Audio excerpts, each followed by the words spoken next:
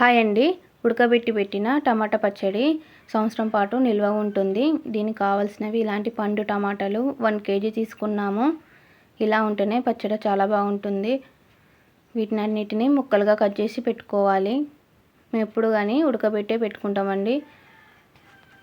ఇలా కట్ చేసిన టమాటా ముక్కలను గిన్నెలో వేసుకొని స్టవ్ మీద పెట్టుకొని ఇలా ఉడకబెట్టుకోవాలి. మనం టమాటా ఉడకబెట్టుకునేటప్పుడు ఇందులో వాటర్ అసలే ఉండకూడదు. టమాటా అనేది దగ్గర అయ్యేదాకా ఉడకబెట్టుకోవాలి. ఇప్పుడు మన కేజీ టమాటాలకు చెటాకు దాకా మనకు చింతపండు అవసరం ఉంటుంది. చింతపండు నారలను ఆ తెల్ల పొరనంతా తీసేసి ఇప్పుడు మనం ఉడికే టమాటాల్లో వేసి ఉడికించుకోవాలి. మనం చింతపండు వేసినప్పుడు కింద అడుగు పట్టుకుంటూ ఉంటుంది. మధ్య మధ్యలో కలుపుతూ ఉండాలి. టమాటాలో నీళ్ళు ఇనికే వరకు మొత్తం టమాటాని దగ్గరగా చేసుకోవాలి. వాటర్ ఏమాత్రం ఉండకూడదు. వాటర్ ఉంటే టమాటా పచ్చడి ఖరాబ్ అయ్యే ఛాన్సెస్ ఉంటుంది. మనం ఇప్పుడు 1 కేజీ టమాటాకు 4 ఎల్లిపాయ గడ్డలు అవసరము.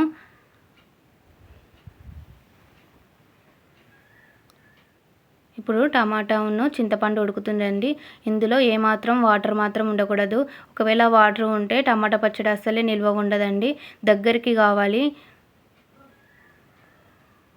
ఇలా అడుగు పట్టుకుంటూ ఉంటుంది. మధ్య మధ్యలో కలుపుతూ ఉండాలి. ఇప్పుడు మనకు టమాటా చింతపండు తయారైంది. ఈ విధంగా మనకు కొంచెమైనా వాటర్ లేదు.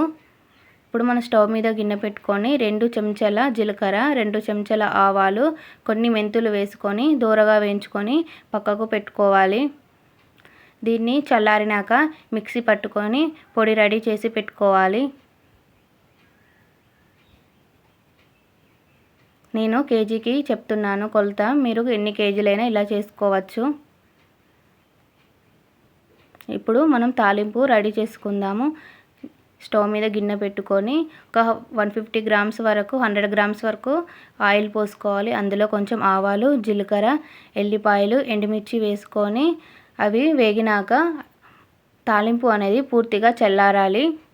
మనం ఒలిచిపెట్టుకున్న ఎల్లిపాయలన్నిటిని పేస్ట్ లాగా అక్కముక్క కొంచెం అలా పట్టుకోవాలి. మెత్తని పేస్ట్ లాగా పట్టుకోకూడదు. ఇప్పుడు మనము టమాటా చింతపండుని పేస్ట్ లాగా చేసుకోవాలి. ఈ విధంగా చేసుకోవాలి. మనం టమాటా మామూలుగా టిఫిన్లో చట్నీ లాగా పట్టుకోవద్దండి. ఈ విధంగా ఉంటేనే మీకు టమాటా పచ్చడి అనేది నిల్వ ఉంటుంది. చల్లారిన పోపులో ఇప్పుడు మనం ఒక టీ గ్లాస్ కారం, 1/2 గ్లాస్ ఉప్పు వేసుకోవాలి. 1 కేజీకి ఒక టీ గ్లాసు చప్పటి కారం, ఉప్పు కలపని కారం వేసుకోవాలి. దానికి సగం కప్పు ఉప్పు వేసుకోవాలి. మీరు ఒకసారి కలిపినాక మీకు ఉప్పు తక్కువ అనిపిస్తే మళ్ళీ కలుపుకోండి. ఉప్పు తక్కువైనా కారం ఉప్పు తక్కువైనా మనకు పచ్చడి ఖరాబ్ అవుతుంది. ఇప్పుడు ఇందులో ముందుగా పొడి చేసుకున్న జీలకర్ర, మెంతుల, ఆవాల పొడి, ఎల్లిపాయ పేస్ట్ వేసి కలుపుకోవాలి. తాలింపు అనేది పూర్తిగా చల్లారినాకనే ఈ ప్రాసెస్ చేసుకోవాలి. ఈ పచ్చడకు తడి తాకనివ్వకూడదండి. ఖరాబ్ అయ్యే ఛాన్సెస్ ఉంటాయి. మీరు ఇలా చేసుకుంటే సంవత్సరం పాటు మీరు టమాటా పచ్చడి తినచ్చు. మేమైతే ఇలాగ చేసుకుంటాం. మాకు సంవత్సరం పాటు అయితే ఈ పచ్చడి ఖరాబ్ కాదు, ఇలానే ఉంటుంది. బాగా టేస్ట్ ఉంటుంది. మీకు కొంచెం ఆయిల్ తక్కువ అనిపిస్తే గోరువెచ్చగా అయినాక ఆయిల్ని ఇందులో కలుపుకోవచ్చు.